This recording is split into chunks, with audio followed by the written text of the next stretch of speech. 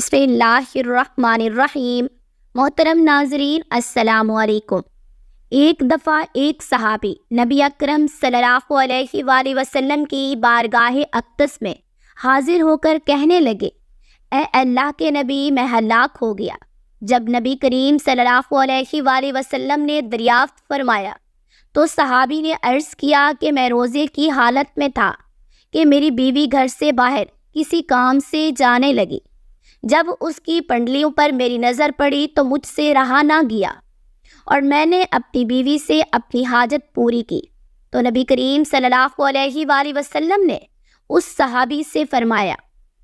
محترم ناظرین، آج کی اس ویڈیو میں ہم آپ کو بتائیں گے کہ روزے کی حالت میں ہم بستری کرنا کیسا عمل ہے۔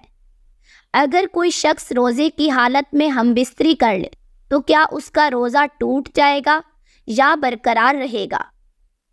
حضور پاک صلی اللہ علیہ وآلہ وسلم نے اس کا کفارہ کیا بتایا ہے؟ ان تمام تر سوالات کے جوابات جاننے کے لیے ویڈیو کو آخر تک لازمی دیکھیں تاکہ کوئی بھی شرعی مسئلہ رہ نہ جائے، کیونکہ یہ ایسے شرعی مسائل ہیں جن کا ہمیں روزمرہ زندگی میں سامنا کرنا پڑتا ہے۔ یہاں پہلے ہمیں آج کے دور پر متوجہ ہونا پڑے گا کہ آج کے دور میں لوگ موبائل، ٹیلی ویژن پر بیہودہ تصویریں اور فلمیں دیکھتے ہیں، جس کی وجہ سے ان کو وہ فحشہ عورتیں اچھی لگنا شروع ہو جاتی ہیں۔ ایسے لوگ اپنی بیوی کو وقت دینے کے بجائے موبائل اور انٹرنیٹ پر زیادہ وقت صرف کرتے ہیں، جس کی وجہ سے یہ مرد اپنی بیویوں کو وقت دینے کے بجائے انٹرنیٹ اور دوسرے بیہودہ ذرائع پر اپنا وقت ضائع کرنا شروع کرتے ہیں، جس وجہ سے گھروں میں لڑائیاں جھگڑے عام ہونا شروع ہو جاتے ہیں۔ اس طرح مرد اپنی بیویوں سے بیزار ہو جاتے ہیں اور مرد کو جو رغبت اللہ تعالیٰ کی طرف سے حاصل ہوتی ہے وہ رغبت ختم ہو جاتی ہے۔ میاں بیوی میں رغبت کا ختم ہو جانا ان مردوں اور عورتوں کی سزا ہوتی ہے جو بدنگاہی سے پرہیز نہیں کرتے۔ اس کی مثال ایسے ہے جیسے کہ آپ کو باہر کے لذیذ کھانے کا چسکا پڑ جائے تو آپ کو گھر کی پکائی ہوئی چیز کبھی بھی پسند نہیں آئے گی۔ باہر کے کھانے سے ایک دو انسان کے پیسے ضائع ہوتے ہیں، دوسرا آپ کی صحت بھی جلد خراب ہوتی ہے۔ اسی طرح جب کسی انسان کو بازاری عورتوں کو دیکھنے کا چسکا لگ جائے تو اس کو اپنی بیوی اچھی نہیں لگتی، وہ جلد ہی اپنی صحت سے بھی ہاتھ دھو بیٹھتا ہے۔ حرام کاری کرنے والے آدمی کا گھر تباہ و برباد ہو جاتا ہے کیونکہ اس کو اپنی بیوی میں رغبت نہیں رہتی۔ صحابہ کرام اپنی نظروں کی حفاظت کیا کرتے تھے، تو جب بیوی کی پنڈلی پر نظر پڑنے سے رہا نہ گیا تو اس وقت سوچے کہ صحابہ کرام اپنی بیویوں سے کتنا پیار کرتے تھے۔ آج کل کے دور میں اتنی رغبت رکھنے والا کوئی نہیں۔ ہمیں چاہیے ہم اپنے گھروں کو پاکیزہ بنائیں۔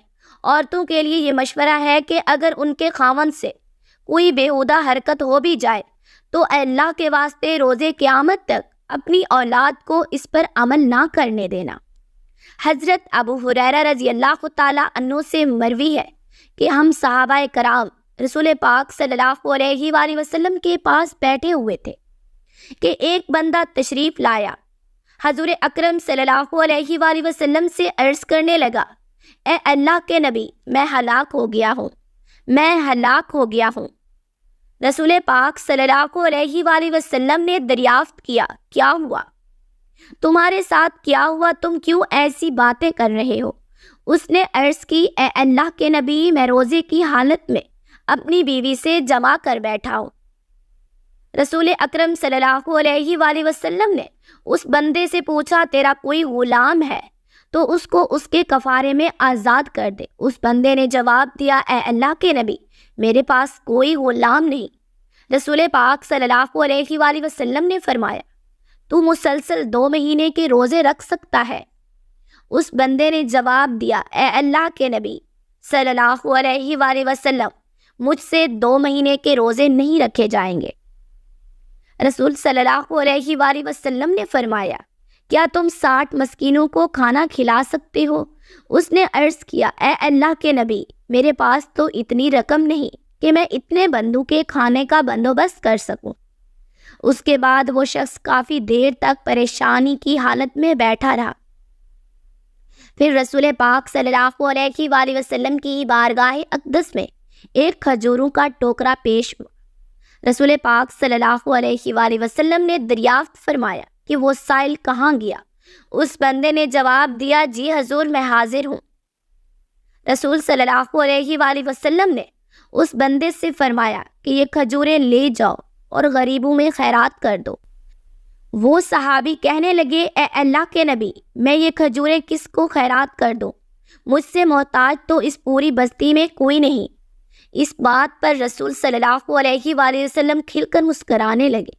حدیث کے الفاظ میں ہے کہ حضور اکرم صلی اللہ علیہ وآلہ وسلم اتنا ہنسے کہ آپ کی داڑھی مبارک بھی نظر آنے لگی، اور رسول پاک صلی اللہ علیہ وآلہ وسلم نے فرمایا، اے بندے، اس کھجوروں کے تھیلے کو اپنے گھر لے جاؤ اور اپنے گھر والوں کو کھلا دے، تیرا کفارہ ادا ہو جائے گا۔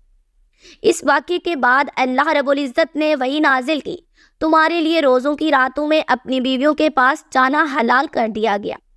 وہ تمہاری پوشاک ہیں اور تم ان کی پوشاک ہو۔ اللہ کو معلوم ہے کہ تم اپنے حق میں خیانت کرتے تھے، جو اس نے تمہارے حال پر رحم کیا اور تمہیں معاف فرما دی۔ بس اب روزوں کی راتوں میں بے شک ان سے مباشرت کیا کرو، اور جو اللہ نے تمہارے لیے لکھ دیا ہے وہی چاہا کرو۔ درد بالا آیت کریمہ میں بڑے واضح انداز سے ماہ صیام میں صرف رات کی اوقات میں ہی جمع کرنے کی اجازت دی گئی۔ اگر کوئی حالت روزے میں جمع کرتا ہے تو اس پر کفارہ اور قضا واجب ہوگی۔ قضا کا طریقہ یہ ہے کہ رمضان المبارک کے بعد روزہ رکھا جائے، جبکہ کفارے کا طریقہ یہ ہے کہ جس شخص پر کفارہ واجب ہے اگر قدرت رکھتا ہے تو یہ غلام آزاد کر دے۔ آج کل چونکہ غلامی کا رواج ہو چکا ہے، لہٰذا کفارے کی صورت میں غیر مؤثر ہے، اس لیے 60 دن کے مسلسل روزے رکھیں یا پھر 60 مسکین کو اوسط درجے کا کھانا کھلائے۔ قرآن پاک میں ہے کہ اپنی حیثیت کے مطابق اپنے عزیز و اقارب اور غریبوں پر خرچ کیا کرو۔ حدیث نبوی ہے، جہنم کی آگ سے ہر وقت اپنے آپ کو بچانے کی کوشش کیا کرو۔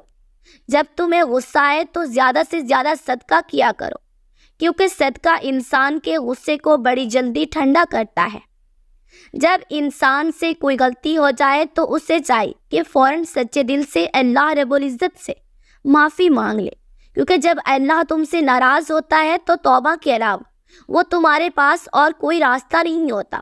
توبہ کے بعد اللہ سے اپنی غلطی کی معافی کروانے میں بس صدقہ ہی کام آتا ہے۔ اس لیے ہمیں چاہیے کہ ہر وقت کسی نہ کسی محتاج کو کچھ نہ کچھ دیتے رہیں، جس سے اللہ رب العزت بھی راضی ہو جائے۔ اور رسول پاک صلی اللہ علیہ وآلہ وسلم کا ارشاد مبارک ہے، دوزخ کی آگ سے بچنے کے لیے صدقہ بہترین ذریعہ ہے۔ اگر تمہارے پاس رقم نہیں تو کھجور لے لو، اس کو 2 حصوں میں تقسیم کر لو، ایک حصہ خود کھا لو اور دوسرے حصے کو کسی محتاج کو صدقہ کر دیا کرو۔ اس کھجور کے آدھا حصہ صدقہ کرنے سے اللہ رب العزت جہنم کی آگ تم پر حرام کر دے گا۔ اگر کوئی غریب ہے تو اس کے لیے یہ عمل ہے، صاحب حیثیت کو چاہیے اپنی طاقت کے مطابق صدقہ ادا کیا کرے، انشاءاللہ اللہ رب العزت اس کے رزق میں اضافہ فرمائے۔ اللہ پاک ہمیں رمضان کی برکت سے معاف فرمائے اور ہمیں دن رات نیک اعمال کرنے اور برائیوں سے دور رہنے کی توفیق دے دے، آمین۔ اللہ رب العزت ہمیں سوچنے، سمجھنے اور اس پر عمل کرنے کی توفیق عطا فرمائے، آمین ثم آمین۔ تمام دوستوں سے گزارش ہے، کومنٹس باکس میں اللہ کے صفاتی ناموں میں سے کوئی ایک نام ضرور لکھیں۔ ویڈیو پسند آئے تو اس ویڈیو کو لائک شیئر ضرور کریں۔ مزید اس طرح کی ویڈیو دیکھنے کے لیے ہمارے چینل کو سبسکرائب کر لیں۔ جزاک اللہ۔